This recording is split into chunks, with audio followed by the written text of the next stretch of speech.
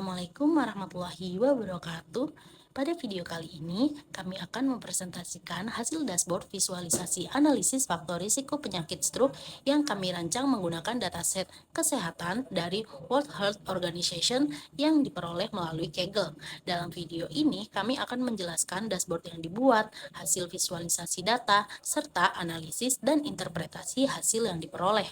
Nah, di dashboard ini, itu kita buat untuk membantu memahami pola dan faktor risiko penyakit stroke melalui visualisasi data yang interaktif menggunakan bahasa pemrograman Python dengan memanfaatkan framework Streamlit. Nah, pada dashboard ini kami itu menampilkan beberapa visualisasi utama yang menggambarkan karakteristik demografis pasien, lalu kondisi medis, gaya hidup, serta faktor lingkungan tempat tinggal. Nah, dashboard ini juga itu dilengkapi dengan filter-filter yang interaktif, sehingga pengguna itu dapat mengeksplor data berdasarkan variabel tertentu seperti jenis kelamin, status stroke, lalu status merokok, dan filter-filter lainnya. Nah, tujuan utama dari dashboard ini sendiri itu untuk mempermudah proses eksplorasi data dan membantu melihat hubungan antar faktor risiko stroke secara lebih dalam. Selanjutnya, untuk hasil visualisasi data yang ditampilkan pada dashboard serta analisis dan interpretasi dari temuan yang diperoleh akan dilanjutkan dan dijelaskan oleh rekan saya. Oke, baik, berikut ini adalah hasil analisis visualisasi dari prediksi penyakit stroke. Untuk model yang pertama menggunakan pie chart.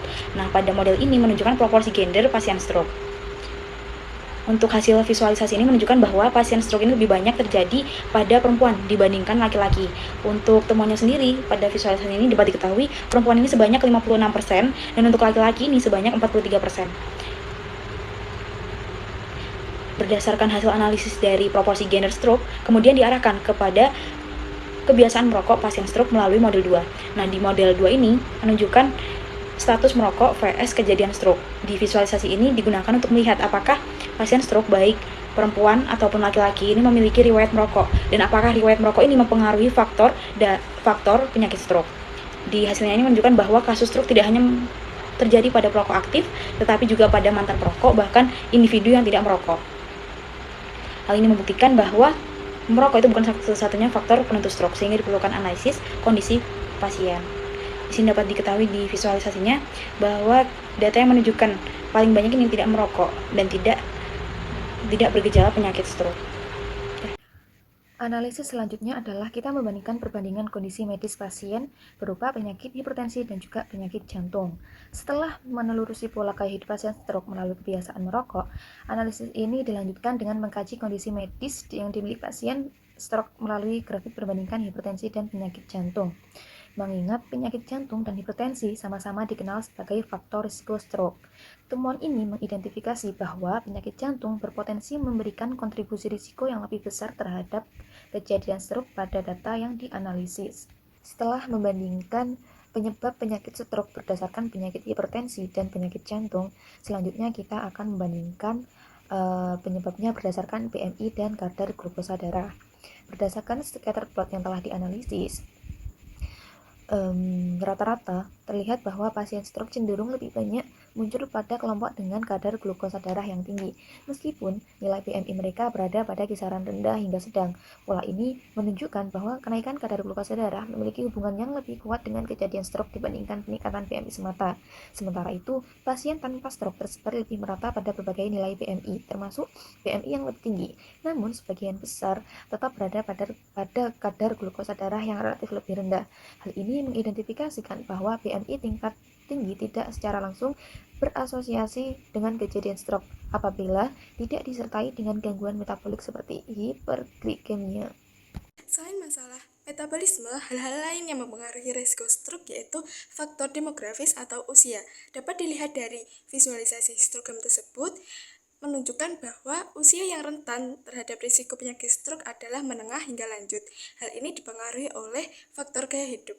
Selain faktor gaya hidup, hal-hal lain yang mempengaruhi risiko penyakit stroke adalah pekerjaan dan status menikah. Dapat dilihat dari visualisasi histogram bar chart.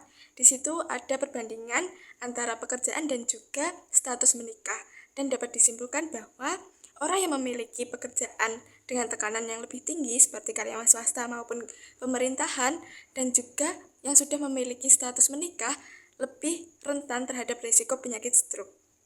Hal ini disebabkan oleh tekanan dan tanggung jawab yang begitu besar.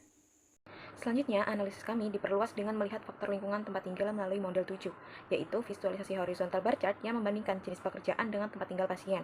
Dari grafik ini terlihat bahwa pasien stroke dari berbagai latar belakang pekerjaan lebih banyak berasal dari wilayah urban dibandingkan rural. Temuan ini mengindikasikan bahwa lingkungan perkotaan dengan karakteristik pola hidup tertentu turut berkontribusi terhadap meningkatnya risiko stroke. Dan yang terakhir, yaitu model 8, scatter plot yang membandingkan wilayah urban dan rural terhadap BMI serta kadar glukosa darah. Hasil visualisasi menunjukkan bahwa pasien yang tinggal di wilayah urban cenderung memiliki kadar glukosa darah yang lebih tinggi dibandingkan pasien di wilayah rural. Pola ini memperkuat dugaan bahwa gaya hidup perkotaan yang umumnya berkaitan dengan pola makan, tingkat stres, dan aktivitas fisik memiliki peran dalam meningkatkan risiko stroke. Dapat disimpulkan bahwa kejadian stroke tidak disebabkan oleh satu faktor tunggal, melainkan merupakan hasil interaksi berbagai faktor yang saling berkaitan. Selain faktor individu dan medis, faktor sosial serta lingkungan juga berkontribusi dalam membentuk risiko terjadinya stroke. Secara keseluruhan, dashboard ini menegaskan bahwa risiko stroke merupakan fenomena yang kompleks, sehingga upaya pencegahan dan pemahaman risiko perlu dilakukan secara komprehensif dan multidimensional. Dengan demikian, visualisasi data yang telah kami buat. Kurang lebihnya mohon maaf, semoga bermanfaat dan terima kasih.